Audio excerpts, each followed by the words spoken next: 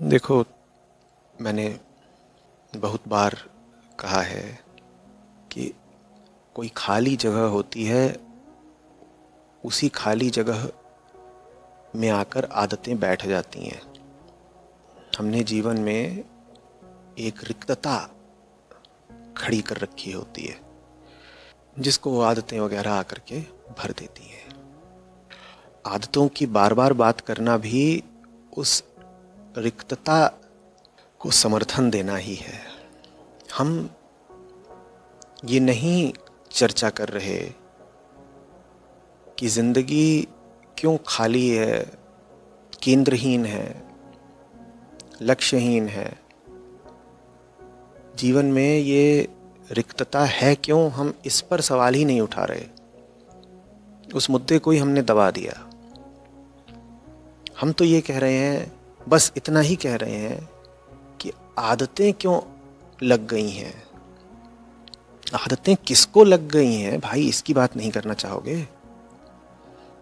आदतें उसको लग गई हैं जिसके पास आदतों से बेहतर कुछ है नहीं, एक खालीपन है। और तुमने उस खालीपन को बरकरार रखते हुए आदतों को किसी तरकीब से हटा भी दिया, तो तुमने कौन सा तीर मार लिया। और आती हैं विधियां, युक्तियां जिनसे आदतें हटाई जा सकती हैं। हटा दो आदतें, आदतों की जगह कुछ और आ जाएगा। पर जीवन का जो सूनापन है, जो खोखलापन है, वो कायम रहेगा। आदतों पर ध्यान देने से और आदतों के ही बारे में विचार करने से नहीं टूट जाती। बार बार आदत का ही ख्याल कर रहे हो, आदत का ही ख्याल कर रहे हो। इससे बस इतना हो पाएगा कि तुम एक आदत छोड़ करके किसी दूसरी आदत की तरफ चले जाओगे, क्योंकि तुमको एक आदत बुरी लग रही है, उसका विचार करे जा रहे हो। कह रहे हो मुझे एक बहुत बुरी आदत है, क्या सिगरेट पीता हूँ। मुझे एक बहुत बुरी आदत है, क्या देर तक सोता हूँ। एक बहुत बुरी आदत है, क्या कुछ भी, चटोरा हूँ, या ज़्यादा बात करने की आदत है, जो सामान्यतः हम कहते हैं कि बुरी आदतें हैं।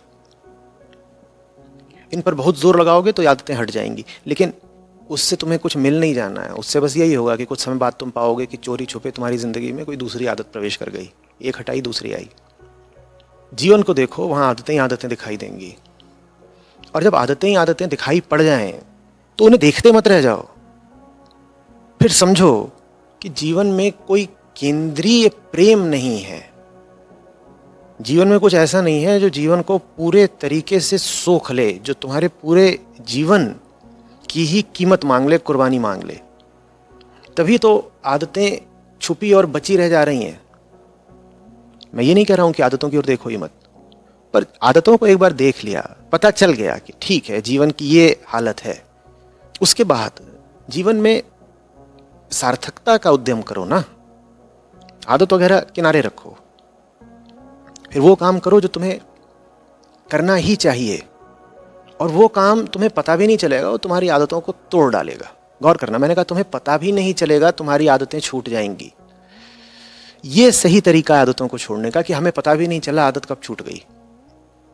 और एक तरीका होता है आदत को छोड़ने का कि मैं दिन रात आदत ही आदत के बारे में सोचता रहा, कोई जुगत करता रहा, तरकीब लगाता रहा, और इस तरह मैंने आदत को परास्त कर दिया।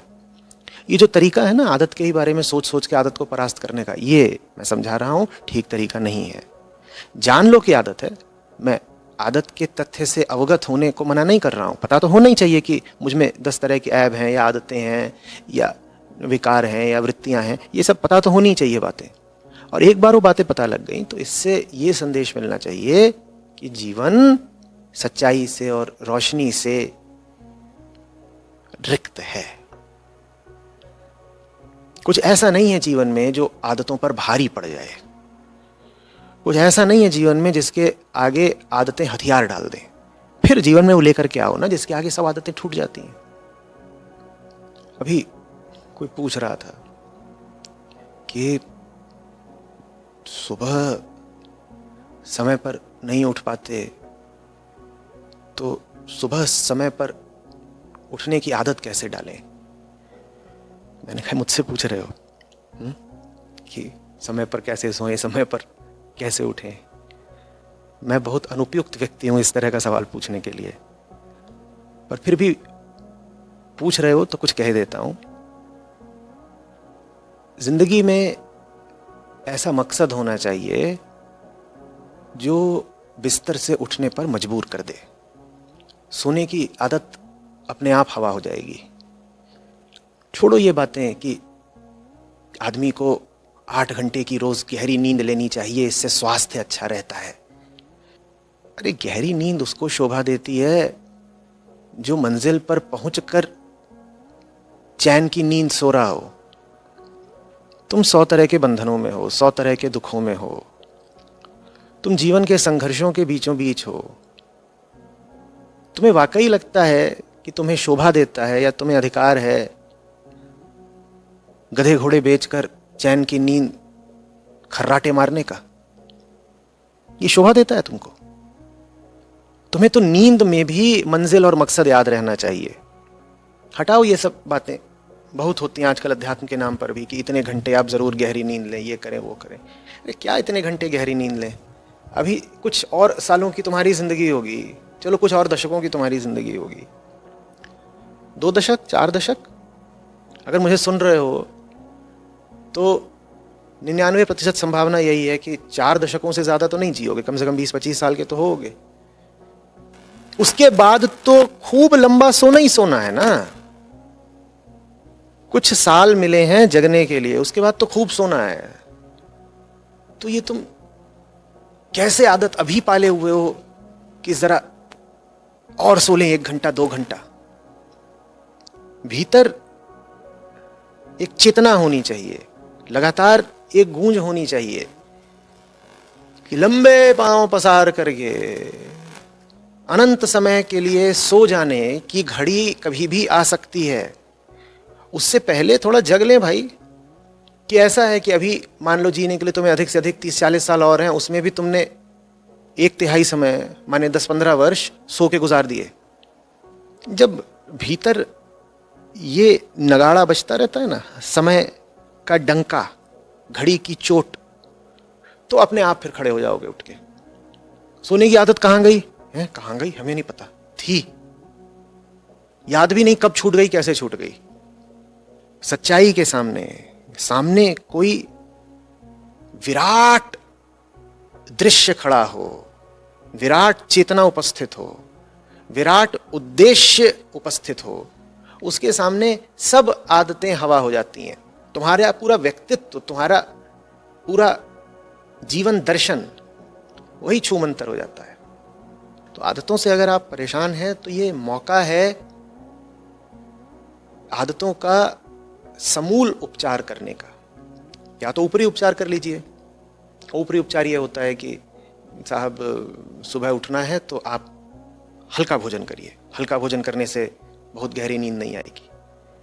मैं नहीं कह रहा हूं कि कोई गरिष्ठ भोजन करे और भारी भोजन करे, पर ये हल्का भोजन करना और ये सब, ये बड़ी सतही विधियां हैं। आदतों से इसलिए नहीं बचना हमको क्योंकि वो हमको छोटे मोटे कष्ट देती हैं। जिसके जीवन में आदतें और ढर्रे राज कर रहे हैं, उसको ये समझना चाहिए कि उसका जीवन ही बर्बाद हो रहा है।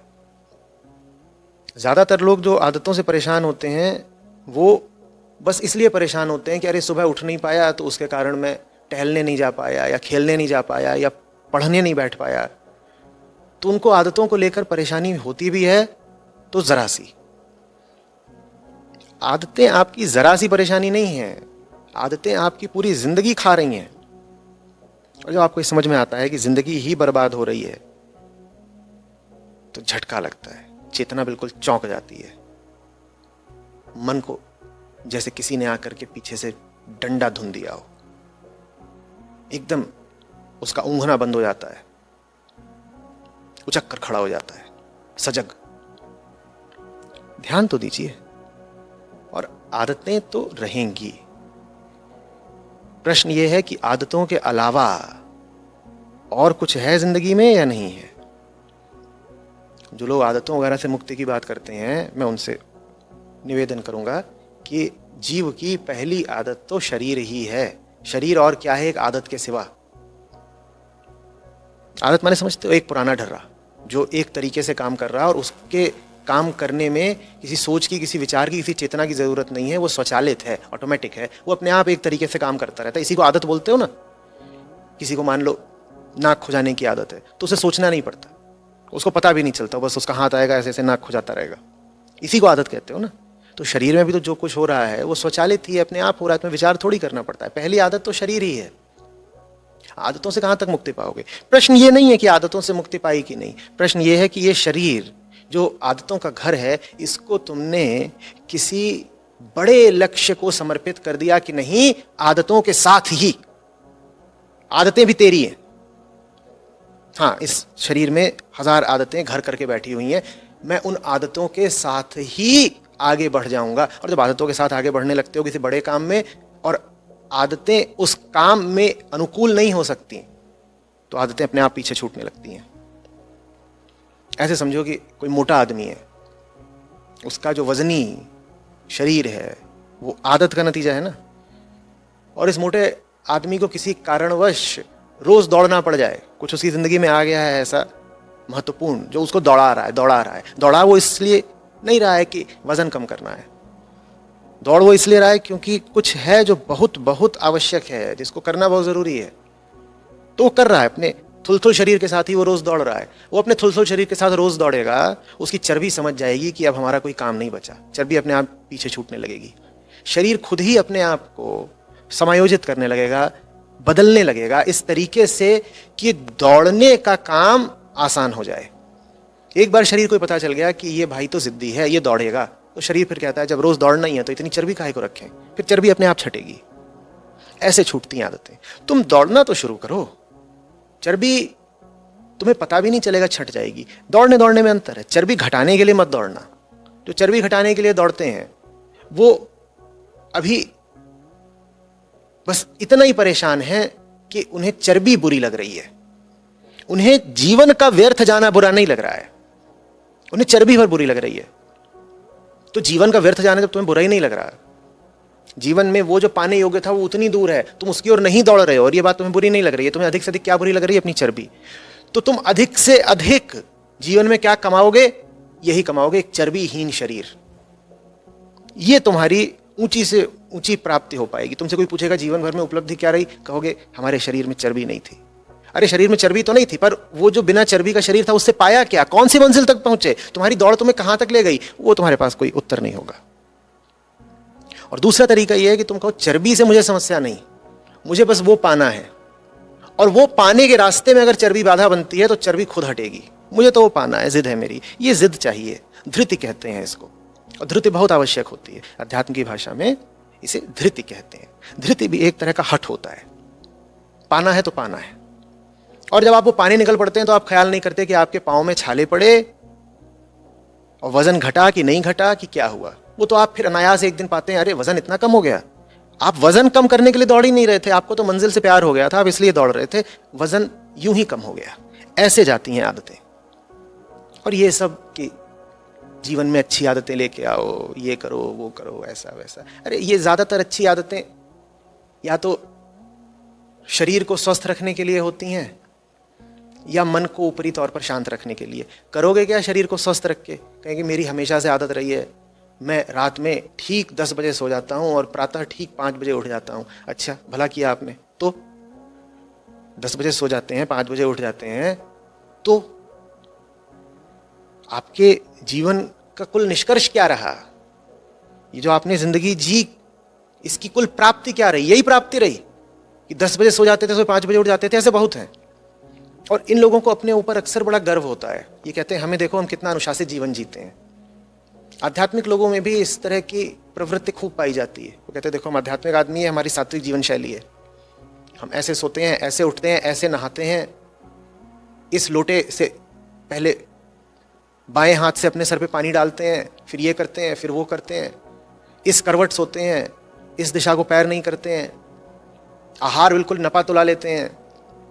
हम तो साहब 3 रोटी लेते हैं और हमारी एक खास कटोरी है जिसका आकार बिल्कुल तयशुदा है। पिछले 30 साल से उसी आकार की कटोरी चल रही है, उसमें हम दाल लेते हैं और सब्जी लेते हैं, उतना ही हम खाते हैं। उनको बड़ा इस बात पर गर्व रहता है, नहीं तो संतुष्टि तो रहती ही है कि हम ऐसे जी रहे हैं। अच्छा ठीक है, तुम ऐसे जी रहे हो तो मरोगे नहीं, मरोगे नहीं, ये सब कर रहे हो तो मरने से पहले तुम्हारे इस अनुशासित जीवन का कुल निष्कर्ष क्या रहा, निष्पत्ति बताओ। तुमने जी लिया बड़ा सधा हुआ जीवन, बड़ा सात्विक जीवन जीते थे, बड़ा सात्विक जीवन जीते थे, तो देखिए, मैं नहीं कह रहा हूं कि आप सात्विक जीवन ना जिए, सात्विक जीवन बहुत अच्छी बात है, कुतर्क मत करने लग जाइएगा, लेकिन क्या पाया क्या उससे? गाड़ी रोज चमकाई तो पहुंचे कहां उससे? यह जीवन इसीलिए था कि गाड़ी अपनी चमकाते रहो। और इतना ही नहीं होता, ऐसे जो लोग होते हैं जो अनुशासित किस्म का जीवन जीते हैं, इनमें दूसरों के प्रति हेय दृष्टि भी आ जाती है। हेय दृष्टि समझते हैं? जो अनुशासित जीवन ना जी रहा हो, जिसके पास तथा कथित अच्छी आदतें ना हो, ये उनको थोड़ा ऐसे देखते हैं कि अरे ये देखो, ये कुछ भी खा लेता है, कभी भी खा लेता है, ठीक से आसन लगाकर नहीं खाता, अरे खड़े खड़े पानी पी रहा है। अरे भैया, अच्छी बात है अगर ये सब जो तथाकथित अच्छी आदतें हैं, खान पान की, आचरण की, उठने बैठने की, अगर ये हो, संभव हो पाए तो। पर कोई है क्रांतिकारी, आज से चले जाओ समय में 100 वर्ष पीछे, और वो एक जबरदस्ती योजना बना रहा है, अपने दल के साथ जी रहा है, अंडरग्राउंड जी रहा है, कभी यहां रहता है, कभी वहां रहता है, ना उसके उठने का ठिकाना, ना बैठने का ठिकाना, उसको जहां जो मिल गया उसने खा लिया, वो आगे बढ़ा। उससे तुम ये सवाल पूछोगे कि आपकी आदतें कैसी हैं, या उससे ये पूछोगे आपका मिशन कैसा है, आपका काम कैसा है? बोलो। इस पूरे प्रकरण में मैं ये दूसरी तीसरी बार कह रहा हूं, कृपा करके कोई ये ना समझे कि मैं जो अच्छी आदतें होती हैं उनके विरोध में बोल रहा हूं। मैं उनके विरोध में हूं जिन्हें अच्छी और बुरी आदतों के आगे जीवन का यथार्थ दिखाई ही नहीं देता। क्योंकि बहुत बड़ी संख्या में मैं ऐसे लोगों से मिला हूं और मिलता हूं जिनकी जीवन शैली सात्विक है, जो सब अच्छे अच्छे किस्म के काम करते हैं और जिनकी अच्छी तरह की आदतें हैं, लेकिन जो भीतर से महा खोखले लोग हैं। क्या करोगे ये सब रख के कि बिल्कुल साहब इनकी आदत है कि सुबह 5:30 बजे नहा ही लेते हैं, फिर नहाने के बाद क्या करते हो शरीर का, वो जो नहाया हुआ शरीर है उससे क्या करते हो? अच्छी आदत है सुबह 5:30 बजे नहाना, पर वहां रुक मत जाओ ना, आगे पूछो, ये नहा लिया, शरीर स्वच्छ हो गया, अबे शरीर का किया क्या? बोले नहीं, नहाने के बाद फिर वो 6:30 बजे मंदिर पहुंच जाते हैं रोज। अच्छा, बहुत अच्छा काम किया, मंदिर चले गए, मैं समर्थन में हूं, बिल्कुल जाइए, सुबह मंदिर से शुरुआत करिए, ठीक है, मंदिर हो आए, मंदिर से भी हुआ है। अब ये जो शरीर है जो नहा चुका है और मंदिर से भी आ चुका, इसका करा क्या दिन भर? और अक्सर पता चलता है कि दिन भर उससे जो काम करा वो किसी गुणवत्ता का नहीं था, बहुत ही या तो सामान्य साधारण काम था जो हर आदमी कर रहा है, जिसमें कुछ अंश में चोरी, झूठ, चालाकी, बेईमानी, धोखाधड़ी भी शामिल है, या कई बार तो ऐसा भी होता है कि ये जो तथाकथित सात्विक लोग हैं ये सामान्य लोगों से भी गए गुजरे काम कर रहे होते हैं और इस अकड़ के साथ कर रहे होते हैं कि हम तो अच्छे लोग हैं, बेहतर लोग हैं। बार बार कुछ केंद्रीय बातों को याद रखिए। ये शरीर इसलिए नहीं है कि आप इसी को चमकाते रह जाएं। क्यों भूलते हैं बार बार कि आप लाश हैं जिसको समय ने धोखा दे रखा है जीवंत होने का। कोई आपके पास अगर सुविधा होती बस जीवन को फास्ट फॉरवर्ड कर देने की, तो अपनी ही मृतदेह देखते आप। अभी 2-3 दिन पहले मेरे 2 खरगोश थे, दोनों की दुखद हालत में मौत हो गई, तो उनको दफनाया। उनमें से एक तो मुझे खासकर प्रिय था। फिर मैं उसकी तस्वीरें देखूं पुरानी, उसमें उसको देखूं, अपने आप को देखूं, काफ़ी देर तक तो भीतर मातम रहा। फिर चीज़ें उलझने लगी। मैंने अपने आप से पूछा, ये है या ये मैं हूँ? मरा कौन है, जिंदा कौन है? वो भी वो नहीं है जो आया था, मैं भी वो नहीं हूँ जिसने पाया था।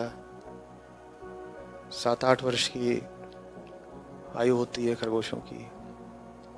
5 साल का था वो जब चला गया, तो अगर मनुष्यों के पैमाने पर देखें तो करीब 60 साल का था वो। तो वो तो 60 का होकर के गया है। मुझे तो ये भी निश्चित नहीं कि मैं 60 तक चलूँगा। तो मैं ये देखूँ कि मेरे सामने मौत खड़ी है और बहुत काम बाकी है, या उसका दुख मनाऊँ। उसको तो कहीं जाना नहीं था, कहीं पहुँचना नहीं था, मस्त था, प्रकृति था, जी रहा था। मुझे तो कहीं जाना है, कहीं पहुँचना है, और साथ लोग हैं, उन्हें भी पहुँचाना है। मेरे लिए तो जीवन का अर्थ प्राकृतिक जीवन नहीं है, कुछ और है। मैं कितना जिंदा हूँ, मैं कितना जी लिया। बातें फिर उलट पुलट होने लगी, उलझने लगी। ये चीज़ लगातार गूंजनी चाहिए। अच्छा जीवन जीने के लिए आप नहीं आए हैं कि देखो ये कितने बढ़िया तरीके से जीता है। शर्मा जी के क्या कहने, क्या साफ स्वच्छ वस्त्र धारण करते हैं, कितने सुंदर तरीके से व्यवहार करते हैं, क्या उनका शब्दों का चयन होता है। इसलिए थोड़ी पैदा हुए हो। मैं ये नहीं कह रहा हूं कि तुम गंदे कपड़े पहनने के लिए पैदा हुए हो या दुर्व्यवहार करने के लिए पैदा हुए हो, पर जिन्होंने एक खास तरह के आचरण को ही जीवन मान लिया, भले ही वो अच्छे से अच्छा आचरण हो, भले ही वो सात्विक से सात्विक आचरण हो, जिन्होंने एक खास तरह के आचरण को ही जीवन मान लिया, वो भी बस यही कर रहे हैं कि वो कुछ अच्छी आदतों में जी रहे हैं। तो दो तरह के लोग हुए, एक वो बुरी आदतों वाले लोग और एक अच्छी आदतों वाले लोग। मुक्ति कहाँ है इसमें? आदतों से ही तो मुक्ति चाहिए होती है। वृत्ति माने आदत, जिसको हम आम बोलचाल में आदत बोल देते हैं, सही मानिए अध्यात्म में उसी को वृत्ति बोला जाता है। तो आपने बहुत अच्छी जीवनचर्या, जीवन शैली भी पकड़ रखी है, तो वो एक तरह की वृत्ति ही है, उससे आगे तो कुछ नहीं मिला आपको। ये बहुत अच्छा जीवन जी करके भी कहाँ चले जाओगे, क्या मिलेगा? जब तक जी रहे हो कुछ कमाई करनी है भाई। मैं बार बार उदाहरण दिया करता हूं परीक्षा कक्ष का। 3 घंटे का समय मिलता है, वहां पर तुम मजे मारने नहीं बैठे हो, वहां तुम्हें सारे सवालों के सही जवाब देने हैं। जो मेरी होमवर्क की कॉपी हुआ करती थी या जो सामान्य भी कॉपी हुआ करती थी, उसको मैं बहुत सजा बजा के रखता था। मेरा स्कूल था सिटी मोंटेसरी लखनऊ, उसमें उस समय पे इस बात पे बड़ा जोर था। 2 तरह के पेन रखते थे। मैं 7वीं 8वीं 9वीं की बात कर रहा हूँ। हर कॉपी में इंडेक्स बनाया जाता था, बाकायदा मार्जिन्स खींचनी होती थी, हर नए पाठ के ऊपर एक उक्ति, एक कोटेशन लिखनी होती थी।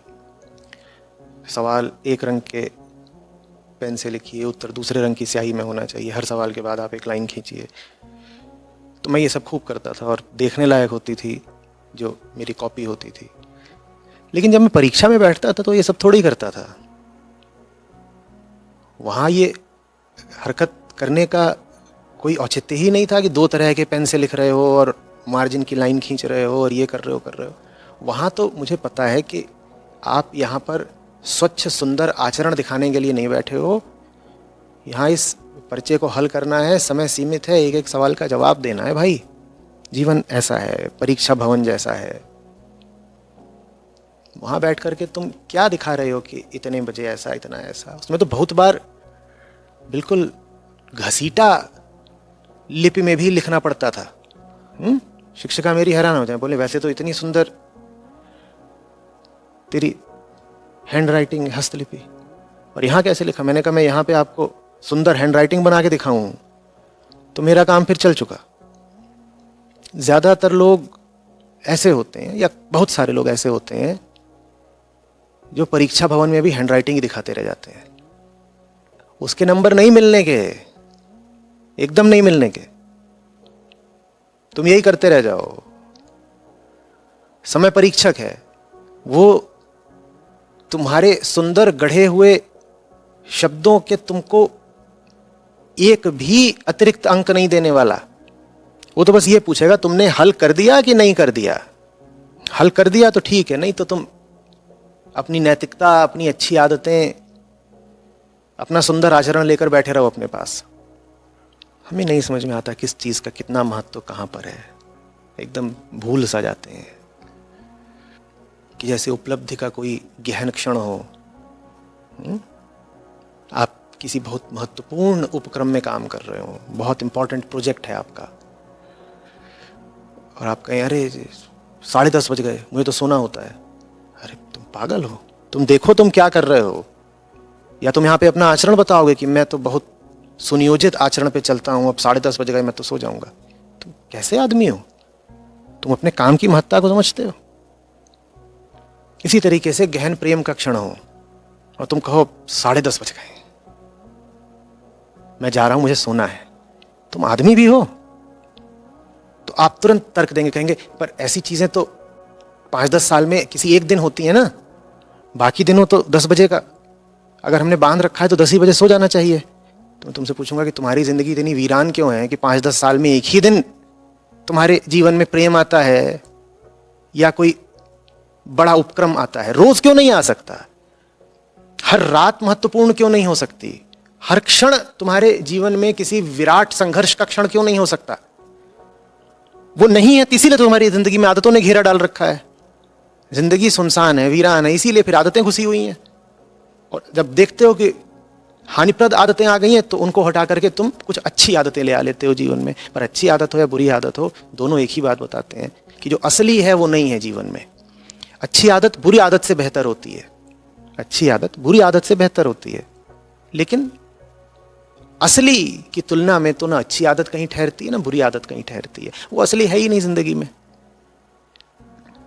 जब असली जिंदगी में होता है ना तो फिर वो तय करता है कब सोओगे, कब जगोगे, कब उठोगे, कब बैठोगे। वो फिर मुर्दे को भी चला देता है। वो फिर तुमको मरने की भी छूट नहीं देगा, फिर तुम मरोगे भी उससे अनुमति मांग करके। वो सब कहानियां सुनी है ना कि फलाना योद्धा था या फलाना धर्म युद्ध हो रहा था तो उसको 10 गोलियां लग गई तब भी लड़ता रहा। यह सिख पंथ में कथा है कि एक परम योद्धा थे, उनका सर कट गया तो वो अपना कटा हुआ सर हाथ में लेकर लड़ते रहे।